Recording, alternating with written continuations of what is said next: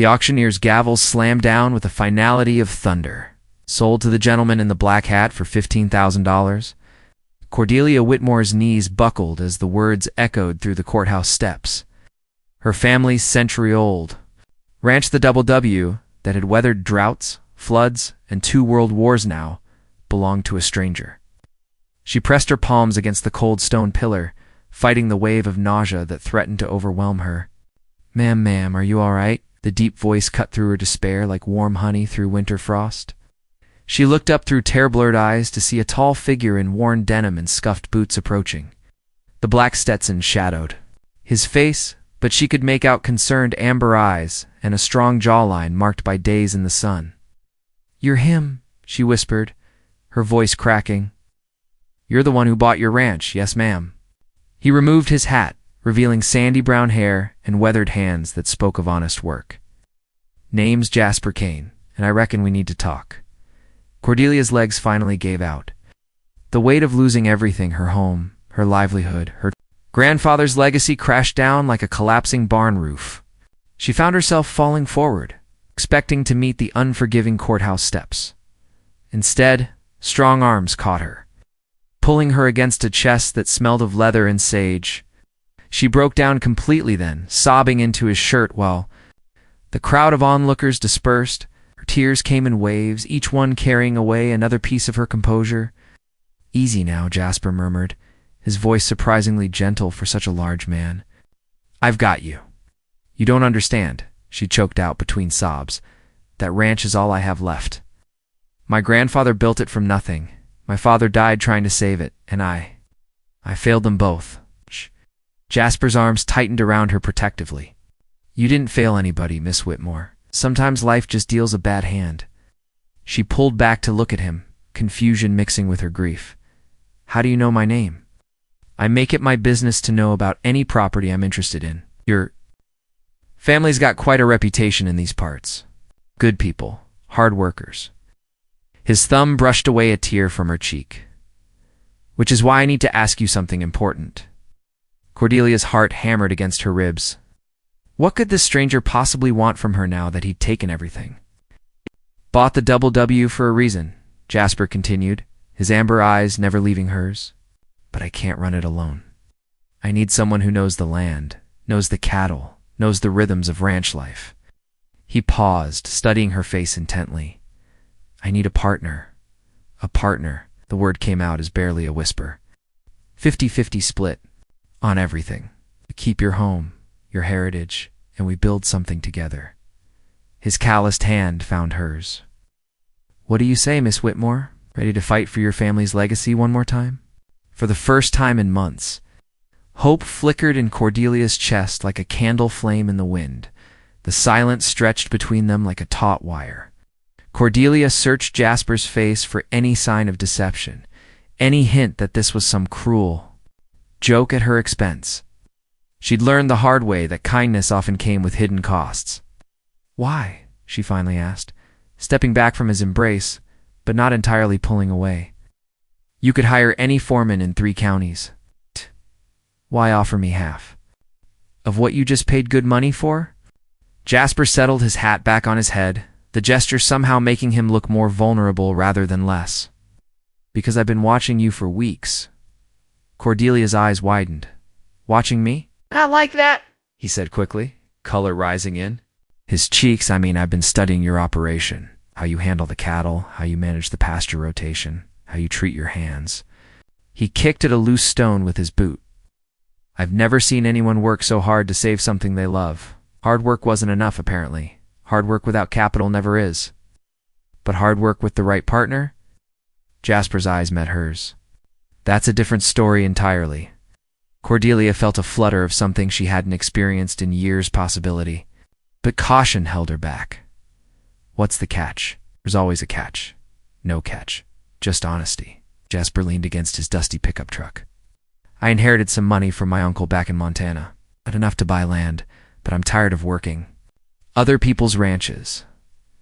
I want roots, Miss Whitmore. I want to build something that lasts. And you think I can help you do that?" "I know you can. Question is, do you trust me enough to try?" Before Cordelia could answer, Her neighbor Ezekiel Morton approached with his usual scowl. The elderly man had been trying to buy her land for years, offering insulting lowball amounts that wouldn't have covered her debts. Well, Morton sneered, his tobacco-stained teeth visible through his thin smile. If it isn't little Cordelia and her new savior, hope you know what you're getting into, stranger. That ranch is cursed. 3 generations of Whitmores couldn't make it profitable. Jasper straightened to his full height, and suddenly he seemed larger, more dangerous. Mr. Morton, isn't it?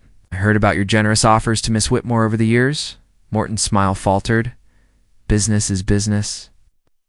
Is decency. Jasper's voice carried a quiet threat. And decent men don't kick folks when they're down. Now see here? No, you see here? Cordelia surprised herself by stepping forward, her chin raised defiantly. Jasper's right about decency. Something you wouldn't recognize if it bit you on your scrawny behind. Morton's face turned red. You'll regret this, girl. Both of you will. As he stalked away, Jasper let out a low whistle. Oh, now, Miss Whitmore. Seems like you've got some fire in you after all, Cordelia, she said, extending her hand. If we're going to be partners, you should call me Cordelia. Her hand enveloped hers, warm and strong. Partners, then? She looked back at the courthouse, where her dreams had nearly died, then at the man who was offering to resurrect them. It was crazy. Trusting a stranger with her entire future. But sometimes crazy was the only rational choice left. Partners, she agreed, and felt her world shift on its axis. 3 weeks later, Cordelia stood in the ranch house kitchen at 5 in the morning, watching coffee drip into the pot while trying to convince herself she hadn't made the biggest mistake of her life. Through the window, she could see Jasper already at work in the barn, his lantern casting long shadows across the yard. True to his word, he'd moved into the foreman's cabin without complaint, giving her space and privacy while they figured out how to work together. But together was proving more complicated than either had anticipated. They disagreed on everything. Feed schedules, breeding programs, fence repairs, equipment purchases, every decision sparked a debate. Yesterday's argument over switching to organic feed had lasted 2 hours and ended with both of them storming off in opposite directions. The kitchen door opened, bringing with it the scent of hay and leather. Jasper stepped inside, removing his gloves and hanging them on the peg by the door. Morning, he said carefully, the same cautious tone he'd adopted after their first week of constant bickering. Coffee's ready, Cordelia replied. Equally formal, they moved around each other like polite strangers, a far cry from the partnership she'd envisioned. Jasper poured his coffee black while she added cream to hers, another small difference in an endless list. I've been thinking, Jasper said, settling into the chair across from her at the worn oak table. Maybe we should establish some ground rules, decision-making protocols. Who has final say on how we handle disagreements? He wrapped his hands around his mug. We can't keep fighting over every little thing. Cordelia bristled. I'm not fighting. I'm contributing. There's a difference. It's contributing by questioning every suggestion I make, suggesting by ignoring every concern I raise. She shot back. They stared at each other across the table, the tension thick as summer humidity. Then Jasper did something unexpected.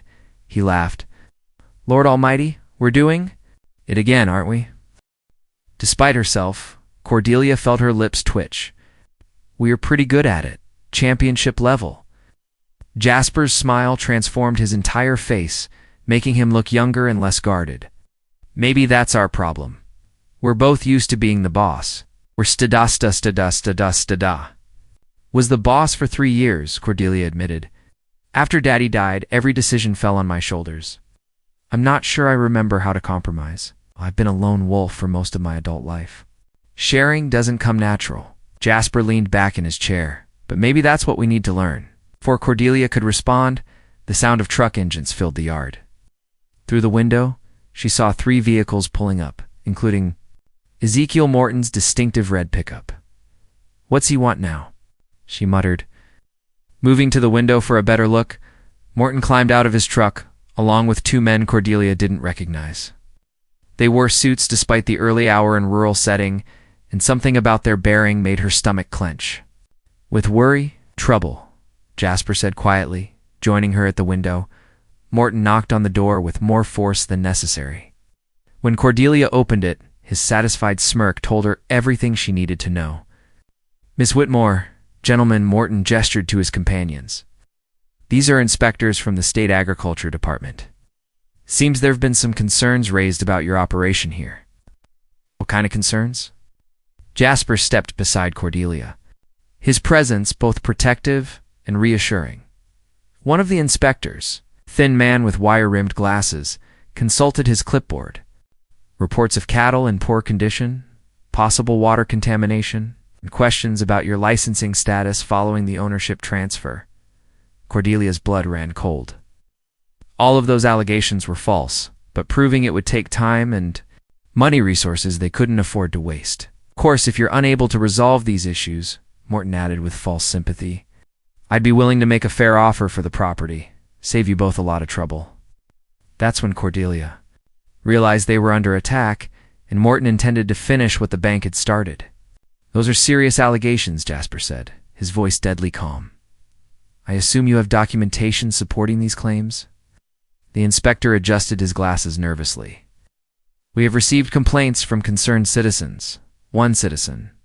Cordelia interrupted, staring hard at Morton. "Let me guess, anonymous tips." Morton's smirk widened. "I wouldn't know anything about that. I just want what's best for the community."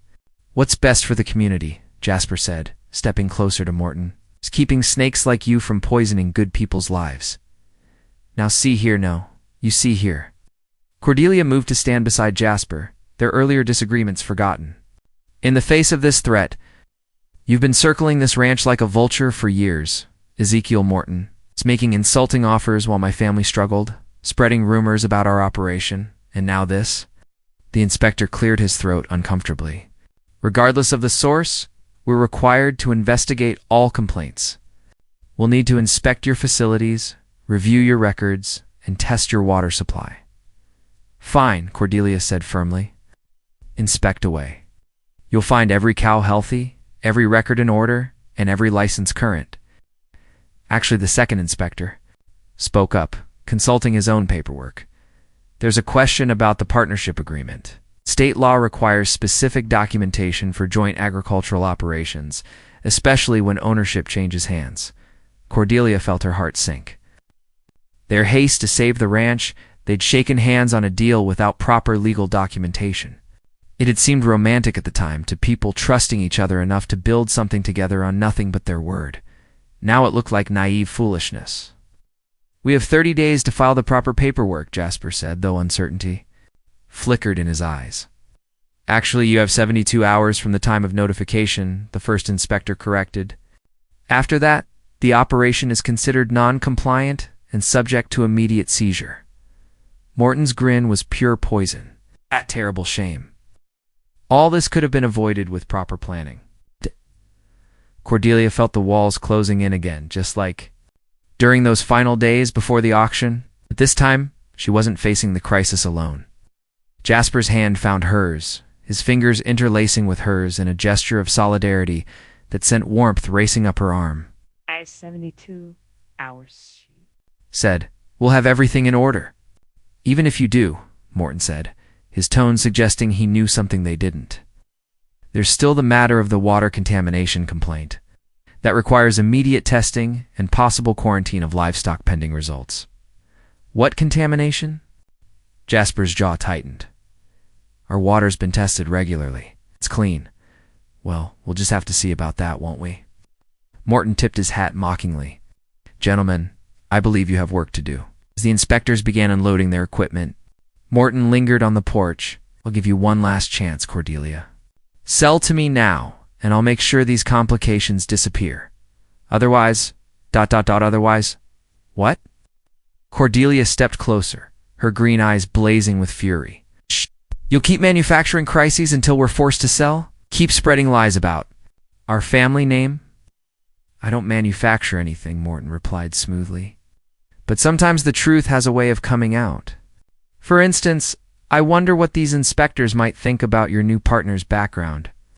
Do you really know who Jasper Kane is, girl? Where he came from? Why he really wanted this ranch?" Cordelia felt Jasper stiffen beside her, and suddenly, she realized how little she actually knew about the man she'd trusted with her future. The doubt Morton was trying to plant began to take root, despite her efforts to resist it. "Get off my property," she said quietly. "Our property," Jasper corrected, but his voice lacked its usual confidence. Morton laughed as he walked toward his truck. "Enjoy your partnership while it lasts, folks. Something tells me it's about to get very interesting." By noon, the ranch buzzed with unwelcome activity. Inspectors crawled over every building, testing water samples, examining cattle, and scrutinizing records with microscopic attention to detail. Cordelia watched from the porch as strangers invaded her sanctuary, turning her home into a crime scene. "They won't find anything," Jasper said, joining her with 2 glasses of iced tea. "Your operation is solid, Cordelia. Always has been." She accepted the drink, but didn't look at him. Morton's parting words echoed in her mind, raising questions she'd been too grateful to ask 3 weeks ago. "Who are you, Jasper? What do you mean?" "I mean exactly what Morton said. I don't know anything about you, except you had money and wanted a ranch." She finally turned to face him. "Where did you come from? What's your story?" Jasper was quiet for so long that Cordelia's stomach began to churn. When he finally spoke, his voice was heavy with reluctance. "I grew up in Montana, worked ranches there most of my adult life. And I made some mistakes. Got involved with the wrong people, made some bad choices." He stared out at the pasture where the inspectors were taking more water samples. "Nothing criminal, but not my finest hour." "What kind of mistakes?" Jasper ran his hand through his hair. "There was a woman, Vanessa. I thought I loved her, thought she loved me. Turned out she was more interested in my potential than my reality. She convinced me to invest everything I had in some scheme to modernize her father's failing ranch." Cordelia felt a familiar pang of recognition. "What happened? It took every penny I had, then disappeared overnight, left me holding debt on land I'd never legally owned, and cattle that were already mortgaged to 3 different banks." His laugh was bitter. "It took me 2 years to sort out the legal mess, another 3 to pay off what I owed. So when you said you inherited money from your uncle, ... I did, but it came at the worst possible time in my life. I was broken, and tired of trusting people who saw me as a mark instead of a man." He looked at her directly. "That's why I was so careful about researching you, your family, your reputation. I couldn't afford another mistake." Despite everything, Cordelia felt relief flood through her. Whatever Jasper's past mistakes, they weren't the dark secrets she'd begun to imagine. "Is that why Morton thinks he can drive us apart? Because you've been burned before?" "Maybe. Or maybe he just knows that partnerships based on desperation rarely last." Jasper set down his glass. "The question is, does knowing about my past change anything for you?" Before Cordelia could answer, one of the inspectors approached the porch. "Miss Whitmore, I need to speak with you about the water test results." Her heart sank. "What did you find?" "Elevated levels of nitrates in your east pasture. Well, it's not immediately dangerous, but above recommended levels for livestock consumption." "That's impossible," Cordelia protested. "We test that well monthly. It was clean as of 2 weeks ago." Inspector consulted his clipboard. "Well, it's not clean now. We'll need to quarantine any cattle that have been drinking from that source, pending further testing." "How many cattle?" Jasper asked grimly. "All of them in the east pasture. About 60 head. Cordelia closed her eyes. 60 head represented nearly 1/3 of their herd. And quarantine meant they couldn't sell, breed, or move the animals until the investigation was complete. The financial impact would be devastating.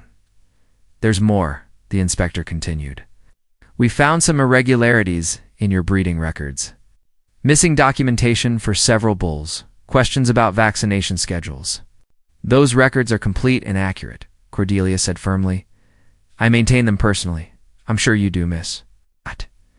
But the paperwork we're seeing doesn't match state requirements. Without proper documentation, those animals can't be certified for sale or breeding." Jasper stepped forward. "Let me see those records." The inspector handed over a manila folder. As Jasper flipped through the pages, his expression grew darker. "These aren't the records I reviewed 3 weeks ago." "What do you mean?" Cordelia peered over his shoulder, and her blood ran cold. Half the entries were wrong, dates changed, signatures forged. Someone had tampered with their documentation. "We've been sabotaged," she whispered. The inspector cleared his throat uncomfortably. "I'm sorry, but based on these findings, we have to recommend immediate suspension of your operating license, pending a full investigation." Morton's truck was pulling out of the driveway, and Cordelia swore she could hear his laughter carried on the wind. "Suspension means we can't sell cattle, can't breed them, can't even move them off the property," Cordelia said, pacing the kitchen floor like a caged animal. "We'll be bankrupt within a month." Jasper sat at the table, surrounded by the tampered records, his jaw set in grim determination. "These alterations are good, but they're not perfect. Look here," he pointed to a vaccination date. "This ink is different, newer, and this signature doesn't match the others. Can you prove it?" "Maybe. If we can get the original documents from your veterinarian's office, we can show the timeline doesn't match." He looked up at her. "But that still leaves the water contamination." Cordelia stopped pacing. "East well has been fine for 30 years. My grandfather dug it himself, lined it with concrete. There's no way nitrates just appeared overnight, unless someone put them there." The words hung between them like a loaded gun. Contaminating a water source was a serious crime, but proving it would be nearly impossible. "We need help," Cordelia said finally. "Legal help, technical help, maybe. Even law enforcement," agreed.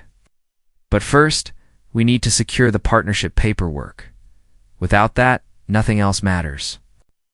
They spent the rest of the afternoon driving between offices and town: the courthouse, the lawyer's office, the agriculture department. At every stop, they encountered new obstacles. Forms that required additional documentation, fees that had mysteriously increased, waiting periods that had suddenly been extended. By evening, they were both exhausted and frustrated. The 72-hour deadline loomed like a guillotine, and they seemed no closer to resolving their problems. "It's like the whole system is rigged against us," Cordelia said as they pulled into the ranch driveway. "Maybe it is." Jasper cut the engine and turned to face her. "Morton's lived in this county for 40 years. He knows everyone, has connections everywhere. If he wanted to make our lives difficult, then we're fighting more than one man. We're fighting an entire network." Sat in the truck cab as darkness fell around them, both lost in their own thoughts. Finally, Cordelia reached over and placed her hand on Jasper's arm. "I need to ask you something, and I need you to be completely honest, okay? If this doesn't work out, if we lose the ranch despite everything we're doing, will you stay?" Jasper covered her hand with his. "What kind of question is that? The kind that matters? You could walk away tomorrow, cut your losses, start over somewhere else. You've got the money and the skills. But this is all I have, Jasper. If we fail, I've got nowhere to go. Cordelia, I need to know that whatever happens, we're in this together. Not just when it's convenient or profitable, but when it's hard and scary and looks impossible." Jasper was quiet for a long moment. Then he lifted their joined hands and pressed his lips to her knuckles, a gesture so gentle and reverent that it took her breath away. "I told you about Vanessa because I wanted you to understand something," he said. "She took my money, my trust, and my pride. But she didn't take my heart." "Know why?" Cordelia shook her head, not trusting her voice. "Because I never gave it to her. It was always business with us. Always about what we could build together, rather than who we could be together." His amber eyes met hers. "But with you, it's different. Somewhere between that first day on the courthouse steps and right now, this stopped being just about the ranch. Jasper, I love you, Cordelia Whitmore. Love your fire, your stubbornness, your fierce loyalty to this land and your families. Memory, I love the way you argue with me and challenge me and make me want to be better than I am." He cupped her face in his calloused hands. "So yes, I'll stay.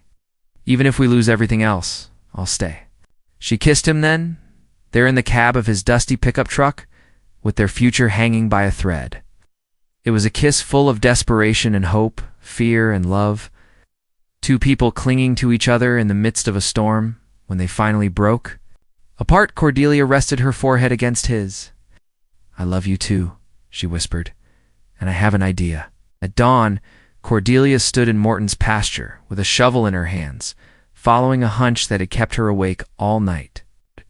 If someone had contaminated their water supply, it needed access to the east well access that would have required crossing Morton's property. "Found something," Jasper called from 50 yards away. He was kneeling beside a disturbed patch of ground. Examining what looked like buried containers, Cordelia jogged over, her heart pounding. Sure enough, someone had buried several plastic jugs near the property line, right where runoff from Morton's land would flow toward their well during heavy rains. "Fertilizer containers," Jasper said, reading the faded labels. "High in nitrates. Someone buried these here knowing they'd leach into our water supply over time. Can we prove it was Morton? Maybe not directly, but we can prove the contamination was deliberate." He pulled out his phone to take pictures. "This is evidence of sabotage." They spent the next hour documenting everything, collecting soil samples, and photographing the buried containers. By the time they finished, Cordelia felt hope stirring for the first time in days. Their next stop was Dr. Helena Vasquez, the veterinarian who'd maintained their herd health records for 15 years. A thorough woman with an impeccable reputation, she kept duplicate copies of every document in her files. "Of course I have your records," Dr. Vasquez said, pulling out a thick folder. "Right here, complete and unaltered. I can also provide sworn testimony that these documents are authentic and accurate." The original records told a completely different story than the tampered versions the inspectors had shown them. Every vaccination was properly documented, every breeding record complete, every health certificate in order. Armed with evidence of both the water contamination sabotage and the document tampering, Cordelia and Jasper drove to the sheriff's office. Sheriff Martinez, a fair man who'd known Cordelia's family for years, listened to their story with growing concern. "This is serious stuff," he said, examining their photographs and documentation. "Morton's behind this. He's looking at charges for criminal mischief, fraud, and possibly conspiracy. Can you arrest him? I can bring him in for questioning. But first, let's get this evidence to the state inspectors. If we can clear your ranch of these bogus violations, strengthens the case that someone was deliberately trying to harm your operation." The confrontation at the ranch that afternoon was everything Cordelia had hoped for. When presented with Dr. Vasquez's original records and evidence of the deliberate contamination, elite inspector's demeanor changed completely. "It appears you've been the victims of a sophisticated sabotage operation," he said, reviewing the documentation. "We'll be reversing our suspension immediately and launching a criminal investigation into who altered these records." Morton arrived just as the inspectors were packing up their equipment, clearly expecting to find Cordelia and Jasper defeated. Instead, he found Sheriff Martinez waiting with handcuffs. "Ezekiel Morton, you're under arrest for criminal mischief and fraud," the sheriff announced. "You have the right to remain silent." As Morton was led away in handcuffs, protesting his innocence, Cordelia felt a weight lift from her shoulders that she'd been carrying for months. The ranch was safe, the partnership was secure, and the man she loved was standing beside her with his arm around her waist. "So what now?" Jasper asked, as the last of the official vehicles disappeared down their driveway. "Now we get married," Cordelia said matter-of-factly. "I figure if we're going to be partners in everything else, we might as well make it official." Jasper's grin was brilliant. "Is that a proposal, Miss Whitmore? It is if you're accepting, Mr. Kane." He swept her up in his arms, spinning her around until she laughed with pure joy. "I accept," he said, setting her down gently. "But I want a real wedding right here on the ranch with all our friends and neighbors, even the ones who doubted us, especially them. I want everyone to see what we built together." 3 months later, Cordelia walked down an aisle lined with hay bales and wildflowers, wearing her grandmother's wedding dress and carrying a bouquet of prairie roses. Jasper waited for her under an arch made of horseshoes and grapevine, handsome in his best suit and polished boots, as they exchanged vows in the shadow of the barn where they'd had their first real conversation as partners. Cordelia reflected on how much had changed. The ranch was thriving under their joint management. Their cattle operation had expanded, and they'd already started planning a family to fill the old house with laughter again, But the greatest change was in herself. She was no longer the desperate woman who'd nearly lost everything at a courthouse auction. She was half of a partnership built on trust, love, and mutual respect, exactly what her grandfather had always said was the foundation of any successful ranch. When the preacher pronounced them husband and wife, Jasper's kiss tasted like forever. In second chances, and as their guests cheered and the sun set over the Double W, Cordelia knew that some bids were worth more than money. They were worth a lifetime of love.